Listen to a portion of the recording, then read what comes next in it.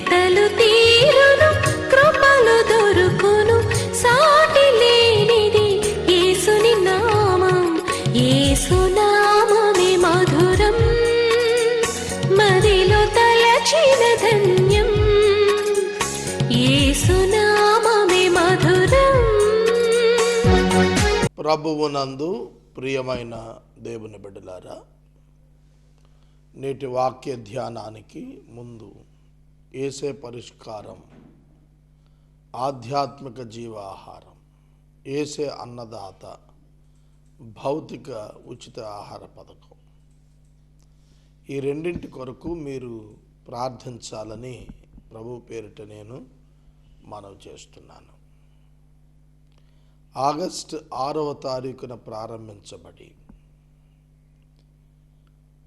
నిరాటంకంగా కృపచేత కొనసాగుతున్న యేసే అన్నదాత ఉచిత మధ్యాహ్న భోజన కార్యక్రమం 500 మందికి పైగా 6 సెంటర్స్లో అనుదినము మధ్యాహ్నము ఆహారాన్ని పంపిస్తున్నాం.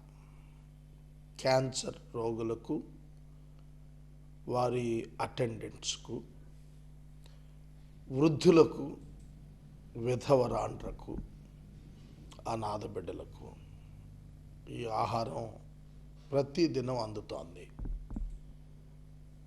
దీనిలో మీరు పాలిభాగస్తులు కావాలని మిమ్మలను ఆహ్వానిస్తున్నాం. ఆహార ముడి పదార్థాలు మీరు దీనిలో బహూకరించవచ్చును.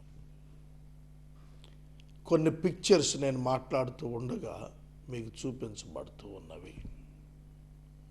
ఏలూరు లంకపేట 3వ రోడ్లో బ్లెస్సింగ్ క్రాస్ మినిస్ట్రీస్ వద్దను, కొత్తపేట శామ్యూల్ ప్రార్థనా మందిరం దగ్గర, తంగళమూడి శివగోపాలపురంలో రెవరెండ్ మోజెస్ గారి సంఘం యొద్ద, నవాబుపేట కాలనీలో బాలాజీ సుందరి గారి గృహం దగ్గర,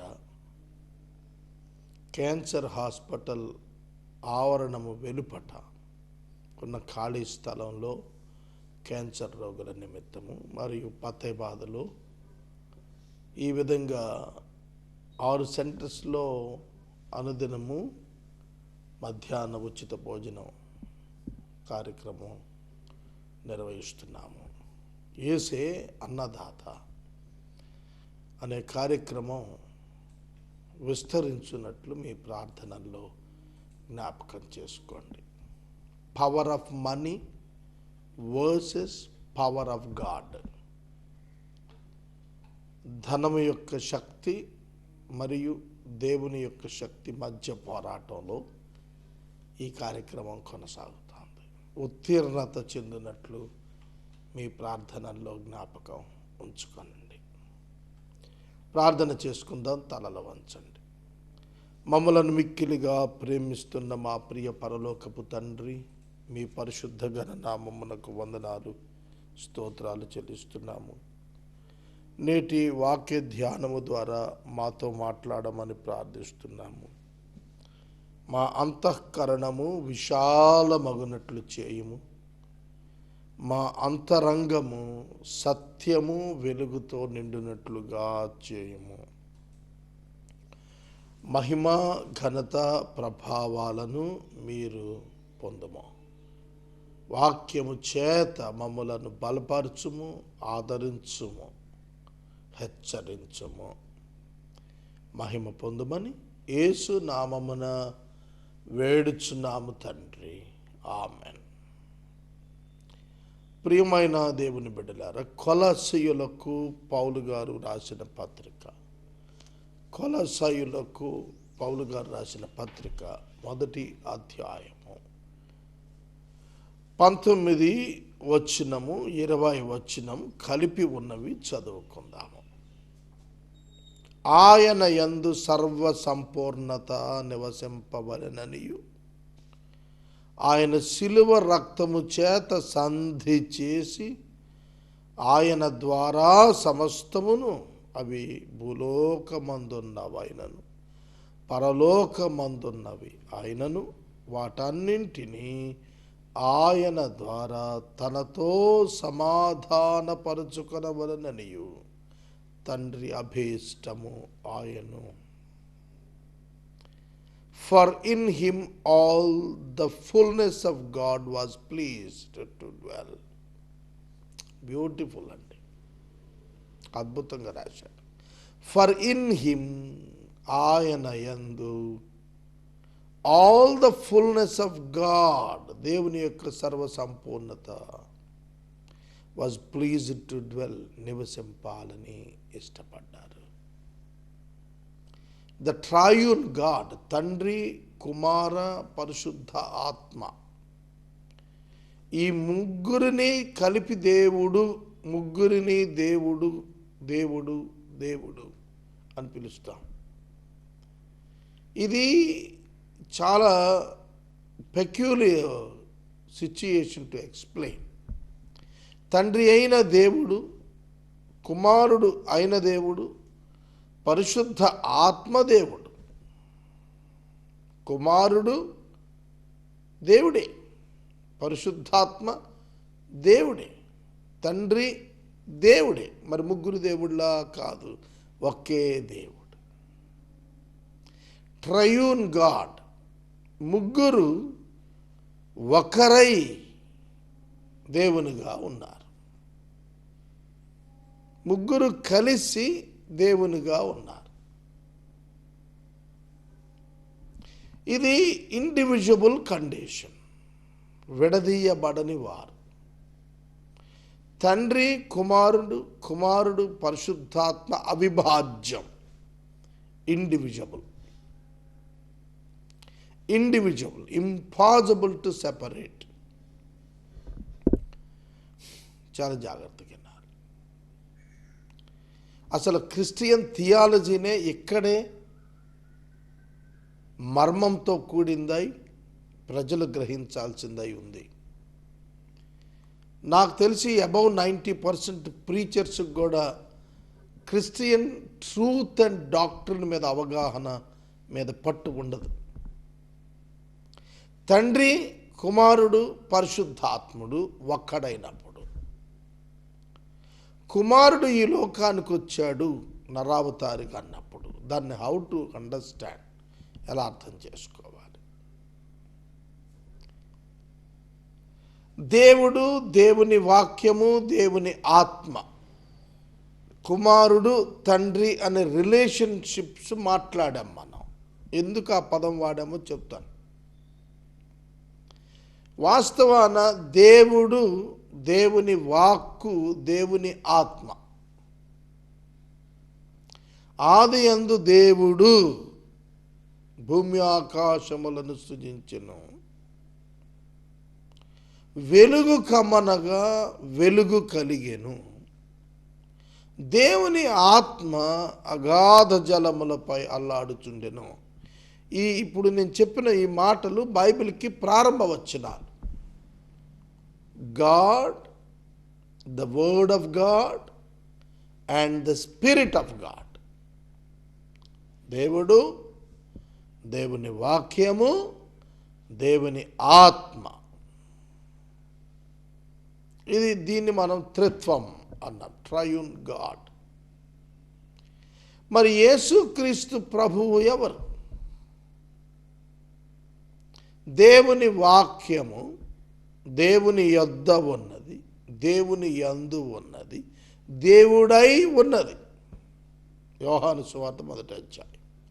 ఆది యందు వాక్యముండెను, వాక్యము దేవుని యొద్ద ఉండెను, వాక్యము దేవుడై ఉండెను. అర్థమైందా? ఈ త్రిత్వములో రెండవ వ్యక్తిగా ఉన్న వాక్యము 12వ వచనంలో, ఆ వాక్యము శరీరధారి అయి కృప సత్య సంపూర్ణుడిగా మానవుల మధ్య నివసించెను, మన మధ్య నివసించెను. దేవుడు, దేవుని కుమారుడు, పరిశుద్ధాత్మ, ఈ ముగ్గురు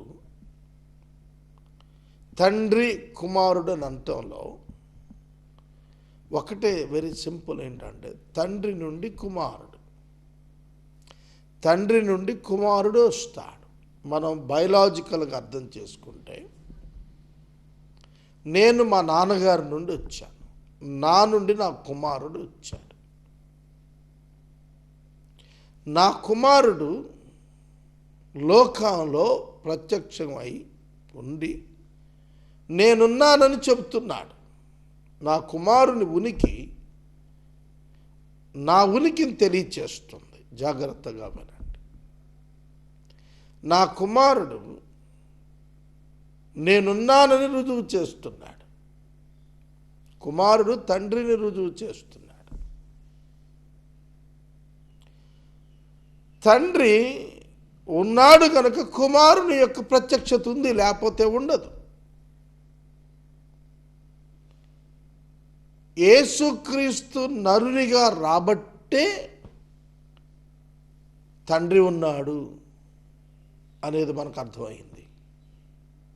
మనకు కనబడుతున్నవాడు కుమారుడు అనేది అర్థమైంది.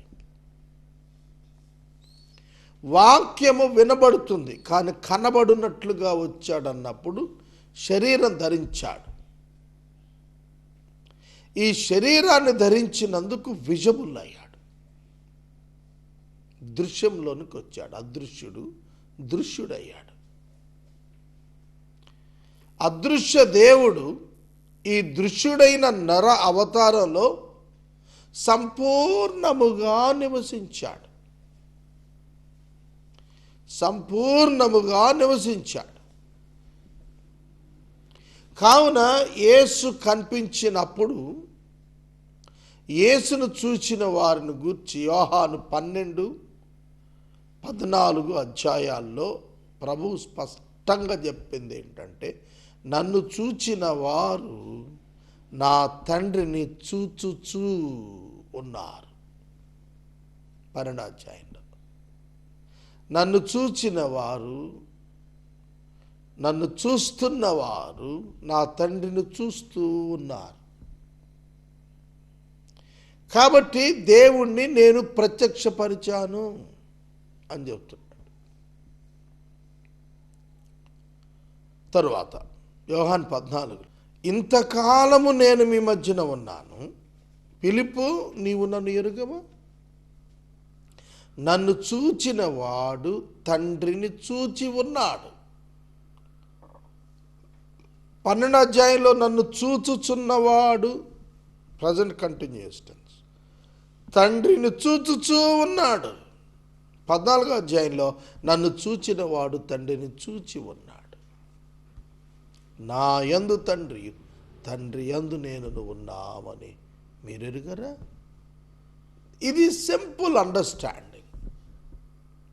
ఇది చాలా చిన్న అవగాహన. నేను 69వ సంవత్సరం నవంబర్ 1న పుట్టాను. పుట్టకముందు నా తల్లి గర్భంలో 9 మాసాలు ఉన్నాను. అంతకు మునుపు ఎవరి గర్భంలో ఉన్నాను? నేను నా తండ్రి గర్భంలో ఉన్నాను.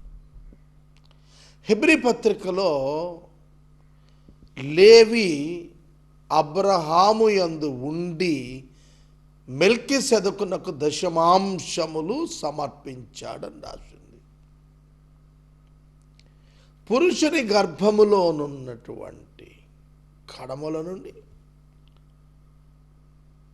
మానవుడు ఉద్భవిస్తున్నాడు కనుక లేవి అబ్రహాములో ఉన్నాడు. లేవి తండ్రి పేరేంటి? యాకోబు. యాకోబు తండ్రి పేరేంటి? ఇస్సాకు.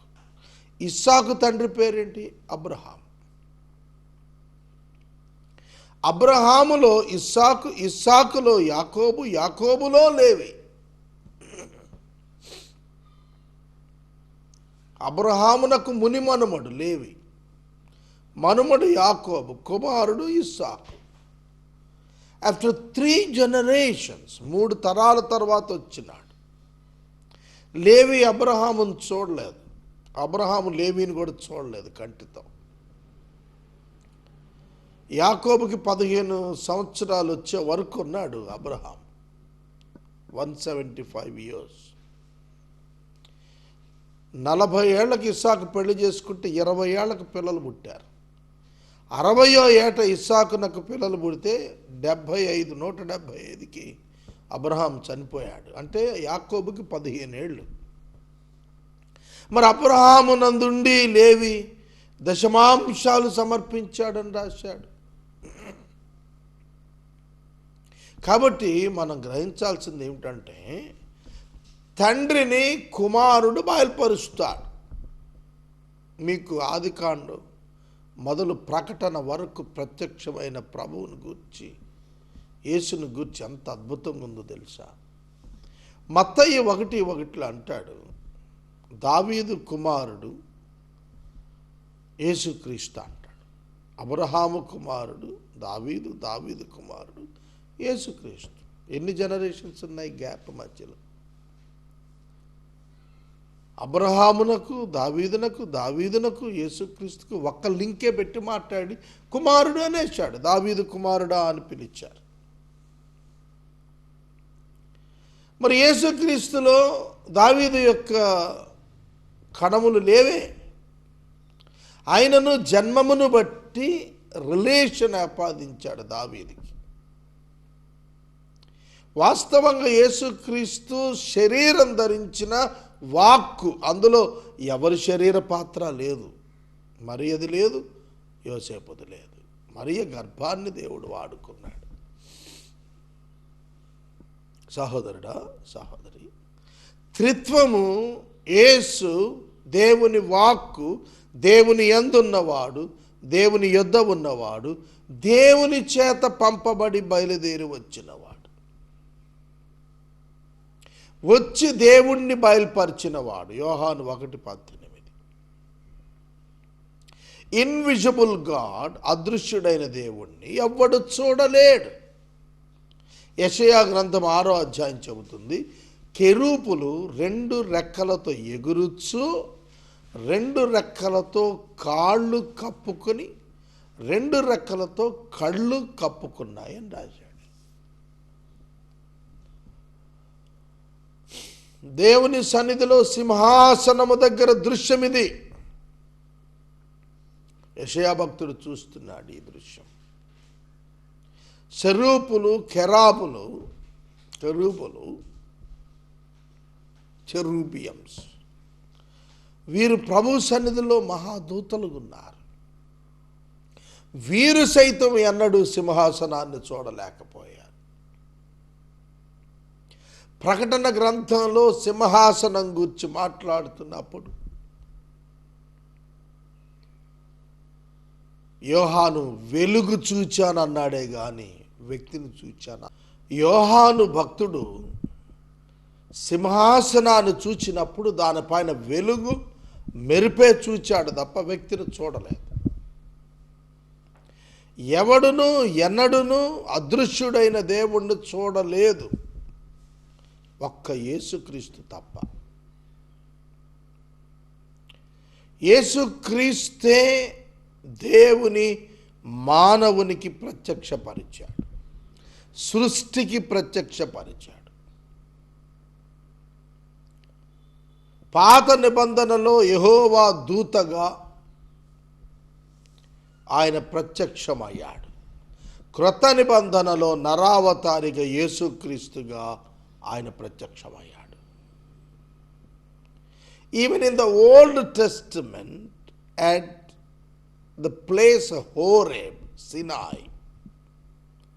సీనాయి పర్వతం దగ్గర 10 ఆజ్ఞలు ఇచ్చినప్పుడు ప్రజలు ఏం చూచారు? దట్టమైనటువంటి మేఘం దేవుడు కాదు, దాని వెనుక మండుతున్నట్టు కనబడుతున్న దృశ్యం. ఆ పర్వతమంతా తగలబడిపోయినటువంటి దృశ్యం. ఇప్పటికీ మిగిలిన కొండలు బాగుంటే ఇది మాడిపోయినట్టు ఉంటుంది. సీనాయి పర్వతం నేను కళ్ళారు చూశాను. అవే చూశారు, కానీ వాటి వెనుక ఒక ఉరుముతున్న శబ్దం మనుషులకు అర్థమయ్యేటట్లుగా మాట్లాడుతున్నాడు. హెబ్రీ భాషలో మాట్లాడాడు. ఆ ప్రజలు ఆనాడు అర్థం చేసుకున్నారు. సహోదరుడా, సహోదరి, దేవుడు మాట్లాడుతుండగా 10 ఆజ్ఞలు మాట్లాడుతుండగా ప్రజలు బిగ్గరగా కేకలు పెట్టి ఏడ్చారు, మోషే మోషే, ఆ స్వరం వింటే మేము చచ్చిపోతాము, భయం వేస్తుంది, నువ్వు మాట్లాడుకో ఇల్లు అన్నారు. ప్రభువు చెప్పాడు, ఆ పర్వతం అంచు ముడితే చచ్చిపోతారు, పర్వతం అంచు ముడితే చచ్చిపోతారు. డైరెక్ట్గా వెళ్ళి ట్రాన్స్ఫార్మర్ని ముట్టుకున్నట్టే మాడి మసైపోతారు. చూడటానికి ఆ దృశ్యం ఎంత భయంకరంగా ఉంది అని రాశాడు హెబ్రీ పత్రికలో గ్రంథకర్త. స్పృశింపదగినటువంటిదిగా లేదు, స్పృశింపదగినట్టుగా లేదు, అది ఆ స్పర్శనీయం కాదది. మరి దేవుణ్ణి ఎవడన్నాడు చూడలేను. అటువంటి పరిస్థితిన యేసునందు సర్వసంపూర్ణత నివసింపాలి, అది దేవుని అభీష్టం, అలా చేశాడు. It is the will and the pleasure of God to dwell in the body of Jesus Christ in his fullness.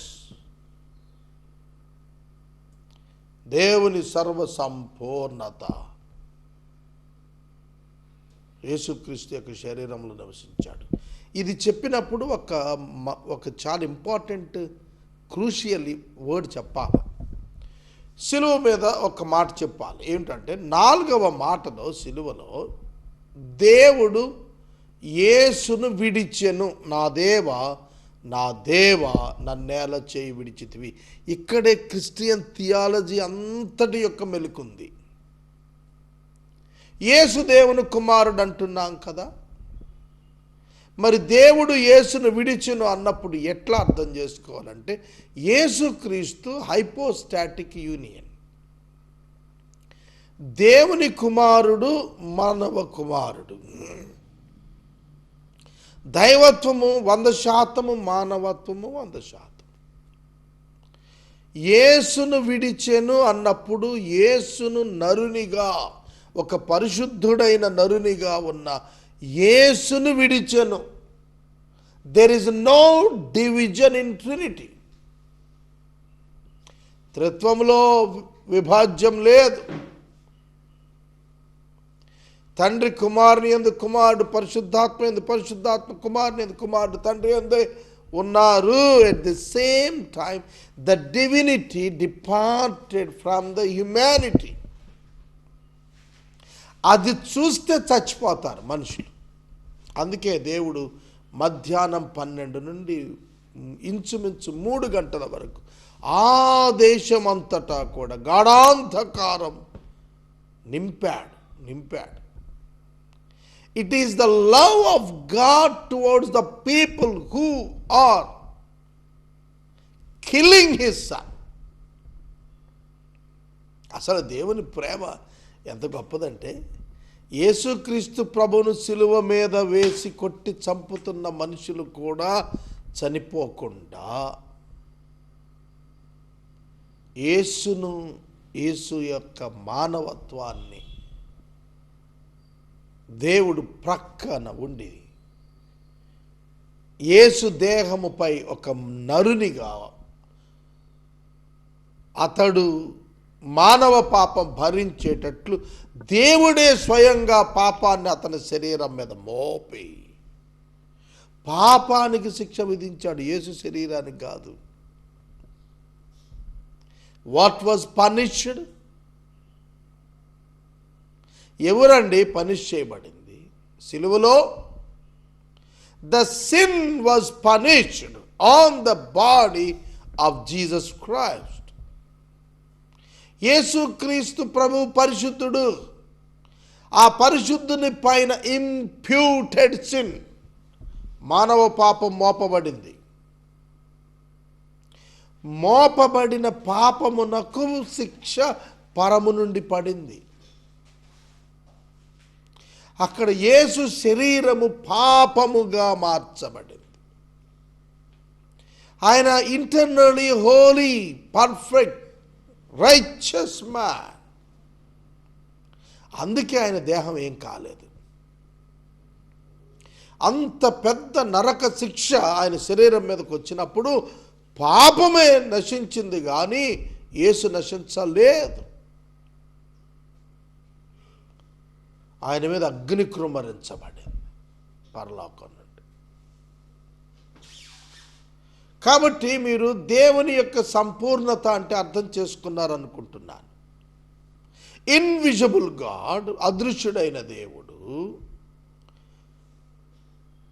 Complete humanity, complete divinity యొక్క మిక్సర్తో ఈ లోకానికి వచ్చాడు. ఆయన దేవుడే, దేవుని కుమారుడే. మృతులలో నుండి లేచుట ద్వారా ఆయన దేవుని కుమారుడని రుజువైపోయింది. మనుషులు చనిపోతాం, లెగలేం. ఆయన యందు సర్వ సంపూర్ణత, దైవత్వమునదు నివసించినది. ఇది తండ్రి యొక్క అభీష్ట ప్రకారం జరిగింది. It's all the pleasure of the father and the will of him. ఇది ఆయన యొక్క అద్భుతమైనటువంటి చిత్తమై ఉంది. అలాగున దేవుడు మానవునిపై తన ప్రేమను కనపరిచాడు. రెండవ పదం, ఆయన శిలువ రక్తము చేత సంధి చేసి, రికన్సైల్. ఆయన ద్వారా సమస్తం భూలోకమందున్న పరలోకమందున్న తనతో సమాధానపరుచుకోవాలి. Again reconcile. Reconcile to himself all things, whether on earth or in heaven, making peace by the blood of his cross. క్రీస్తు శిలువ రక్తం చేత దేవునితో మనలను పరలోకములో ఉన్న వారితో సమాధానపరచుటకు, మేకింగ్ పీస్, టు రికన్సైల్, సమన్వయపరచటం, విరోధం తొలగించటం, శత్రుత్వం రూపుమాపటం, శిక్షను తొలగించటం, నీతిమంతులుగా మార్చటం, తద్వారా దేవునితో సమాధానపరుచుకోవటం. ఇది దేవుని ఇష్టము, ఇది దేవుని చిత్తము. తండ్రి అభీష్టమాయను, తండ్రి అభీష్టమాయను. God was pleased. ఆయన యందు సంపూర్ణంగా నివసించడానికి దేవుడు ఇష్టపడ్డాడు. God was pleased. అందుకే క్రిస్మస్ సందేశంలో ఆయనకిష్టులైన వారికి భూమి మీద సమాధానం అన్నాడు. ఆయనకిష్టులైన వారికి భూమి మీద సమాధానం అన్నాడు. ప్రియమైన దేవుని బిడ్డ, నేను వాక్యాన్ని ముగిస్తున్నాను. దేవుడు నరావతారిగా ఈ లోకానికి వచ్చి సంపూర్ణ నరునిగా మానవుని బదులు పాపము యొక్క శిక్ష, నరకాగ్ని ఖచ్చితముగా సంపూర్ణముగా నెరవేర్చి తన ప్రేమ, కృప, సత్యం చేత మానవుణ్ణి విమోచించాడు, తనతో కలుపుకున్నాడు. God arranged the way to him. తన యొద్దకు దేవుడు ఒక్క మార్గాన్ని వేశాడు. ఆ మార్గం యేసుక్రీస్తే. ఏ మానవుడు తన పాపాన్ని సొంతగా తీసేసుకోలేడు. క్రీస్తే మానవ పాప పరిహారం. ప్రార్థన. యేసే అన్నదాత కార్యక్రమం కొరకు ప్రార్థించండి. యేసే పరిష్కారానికి ఎపిసోడ్స్ ఇవ్వండి. ప్రార్థన. మమ్మలను మిక్కిలిగా ప్రేమిస్తున్న తండ్రి, వందనాలు, స్తోత్రాలు.